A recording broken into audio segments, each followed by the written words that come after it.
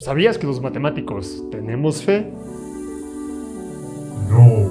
Exacto, por eso diste clic probablemente en este video y nuestro título todo tendencioso funcionó. Pero no es fe en alguna entidad divina, ente espiritual o en que algún suceso paranormal va a cumplir todos nuestros deseos si lo visualizamos lo suficiente en la mente y creemos en él. No.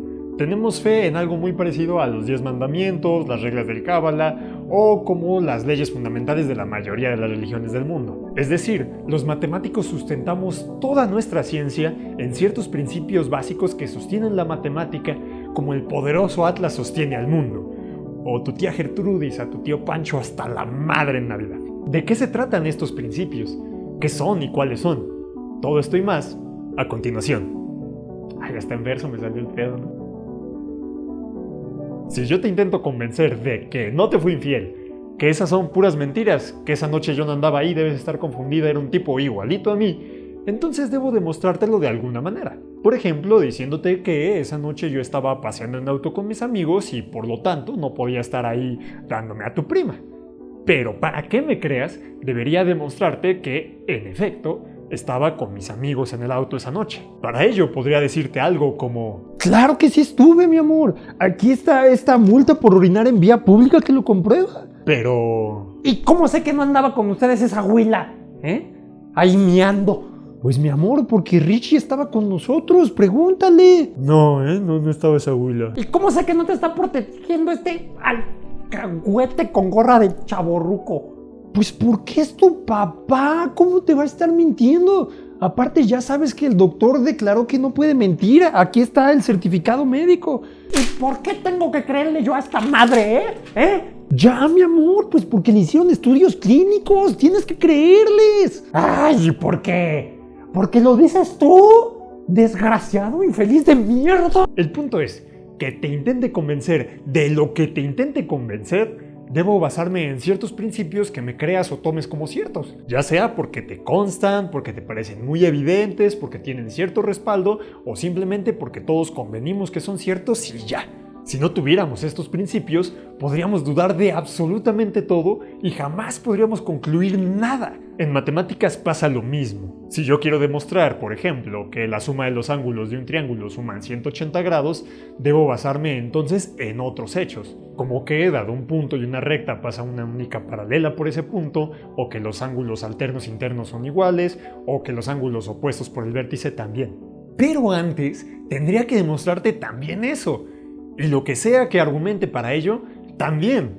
Y así sin fin. Por eso en matemáticas necesitamos literalmente unos principios que aceptemos sin cuestionarlos. Y por lo general, mientras más básicos, mejor. A estos principios en matemáticas les llamamos axiomas. Los axiomas son estos enunciados que tomamos como válidos para poder llegar a verdades más complejas, que llamamos teoremas, como lo vimos en el video de acá.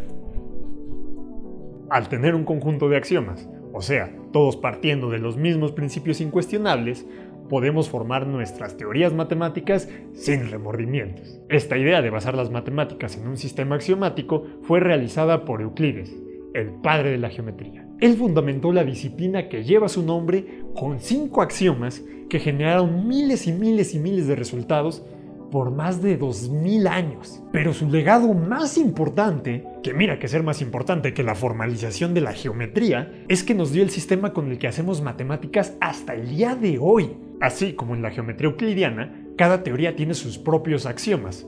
Sin embargo, hay axiomas que aplican a todas y cada una de las ramas de matemáticas, y por ende prácticamente a cualquier otra ciencia. Por ejemplo, el axioma que dice: si dos objetos son iguales a un tercer objeto, entonces los dos objetos son iguales entre sí. Y pues sí, nos hace mucho sentido. Difícil sería cuestionar algo así. Que los hay, Los hay. Estos principios están en todos lados, muchas veces sin prestar demasiada atención en ello. Pasa hasta en el diccionario. Cuando define una palabra, lo hace con base en otra palabra que da por hecho que ya conoces. Si no la conoces, al buscarla en el diccionario, usar otras palabras que espera que sí conozcas. Y así hasta que probablemente llegues a la palabra que estabas buscando originalmente. Como ves, forzosamente se necesita una base para no estar ahí como perro mordiéndose la cola en un bucle infinito. Tal cual dijimos antes, esto de los axiomas es un requisito para todas las ciencias. Y una que me interesa mucho es la física, donde estos principios se llaman leyes. Lo mismo, las leyes en física son los principios que tomamos como base para deducir todo lo demás. Entonces, ¿cuál es la diferencia entre los principios de las matemáticas y los principios de la física? Es decir, ¿cuál es la diferencia entre axiomas y leyes? Antes de responder esa pregunta, hay una ley muy importante que debes de seguir en este canal. Y es suscríbete y activa la campanita de Gauss para saber cuando subimos nuevo video. ¿Listo? ¿Ya? Ok, seguimos. La diferencia entre axioma y ley es que en esta última existe la posibilidad, en la medida de lo razonable, de corroborar si tus principios se cumplen o no en la naturaleza. Usualmente, después de muchos experimentos, puedes tener la confianza de que tu principio es válido. ¡Ojo! Nunca queda exento de que pudiera ser falso para casos más generales o más particulares, pero hay mucha más certeza que simplemente decir ha de ser cierto y ya. Mientras que en las matemáticas, al ser una disciplina totalmente abstracta, no existe manera de ir a verificar los principios. La única herramienta con la que contamos es la razón pura. Y como vimos, para razonar siempre necesitamos partir de algo, por lo que la matemática está condenada a basarse en principios que pueden ser o no ser ciertos, por lo menos en el mundo en el que vivimos. Pero esto, lejos de ser un problema, es una gigantesca ventaja. Los matemáticos no tenemos que atar nuestros principios a la realidad que aplica en el universo. Podemos crear la propia. Así, los axiomas ya no tienen que ser verdades evidentes, solo las reglas del mundo que queremos construir. Ahí está el ejemplo de las geometrías no euclidianas, que parten de principios que no corresponden con nuestra intuición de cómo debería de comportarse la geometría usual. Proponer los axiomas que se nos dé la gana, para crear las teorías que se nos dé la gana, dota de un componente muy creativo en las matemáticas, digno de cualquier carrera de artes. No por nada, una amiga que estudió piano y después física, Almudena Castro, suele decir que es más común escuchar la expresión ¡qué bello! En las facultades de ciencias que en las de artes.